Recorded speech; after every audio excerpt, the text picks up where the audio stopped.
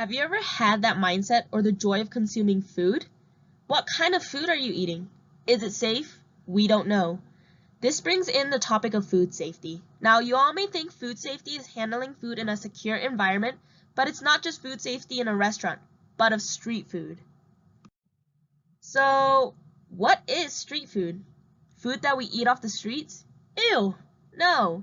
Street food, also known as street vending, is when someone sells food to the public without having a permanent structure. It's essentially kind of like a source of income for many people in undeveloped countries, such as Malaysia.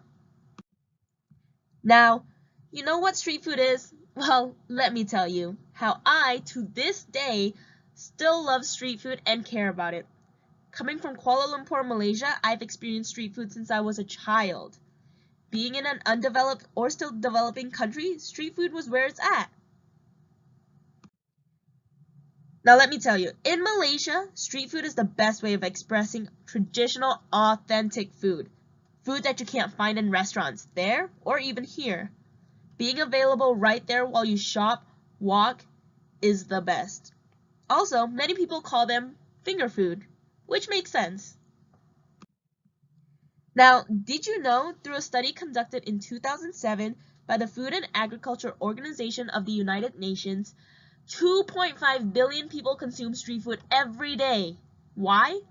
Because people are moving through life so quickly in society that we have little time to prepare, so it's convenient for all of us. But street food isn't only present in Asia. A similar concept in America and Europe are food trucks. Food trucks are similar to street food in a way that they're selling food out in the open without having to build a permanent structure. They'll come to a place, line up, in a market style, sell their food to customers at a quick pace, and then head off to their next destination. But street food may not all be fun and games. There are health risks that many people do not take into account when consuming street food. Not a lot of food vendors have formal training and might not have the knowledge of contamination between meats and vegetables. This was said through a personal interview conducted. So, well, if you think about it, illnesses such as Salmonella, Shigella, E. coli, Listeria, and other foodborne diseases and bacteria can cause a wide range of symptoms like diarrhea, cramping, vomiting, and nausea. This entitles is just not safe for any of us.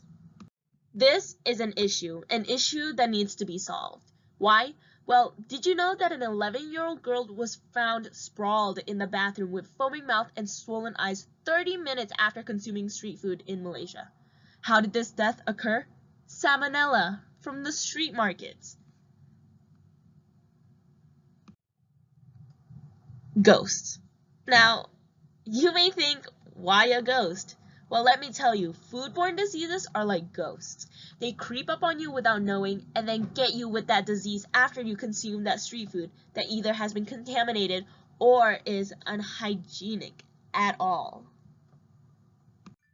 Because this is an issue, a policy brief is the best way to gather the attention of others and a good way to provide a solution to decrease or resolve this issue. But why a policy brief? A policy brief includes facts to allow others to gain knowledge. It includes call to action and the problem. Now, who would read this policy brief? Well, it's directed towards the DU community, of course, but mainly towards students planning to go abroad or they're traveling internationally. Why? Because without knowledge and without education with this, people going abroad won't know anything. Okay, we now know who should read it, but why is it important that they should read it? The DU is a community that is known for their study abroad program. Many students do not have the information before they go abroad on food safety, especially those going to semi-developed or underdeveloped countries in Southeast Asia, which is important. Through another interview, a student stated that, "I don't think I've been very much exposed to the DU implementing food safety in education courses, just because food isn't something we talk about commonly during classes."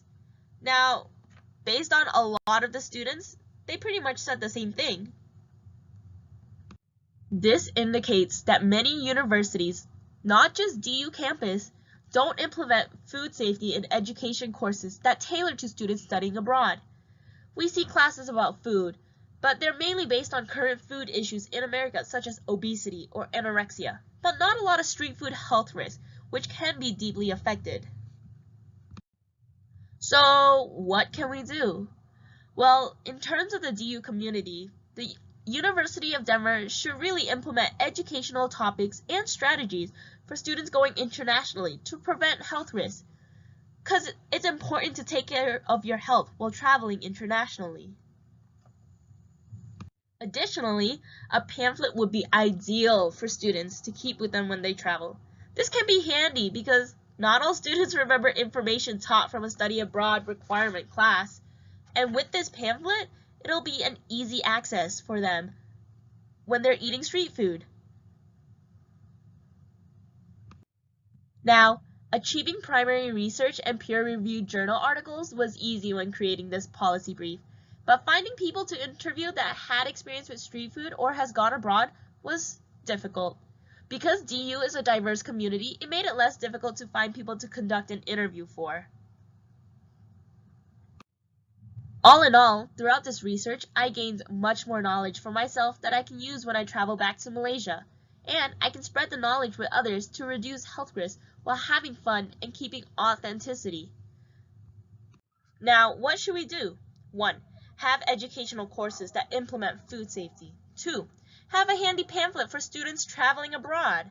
3. In Asia, have weekly or daily inspections to keep up to date with food safety. This way, we can all be healthy and decrease the health risk. Thank you.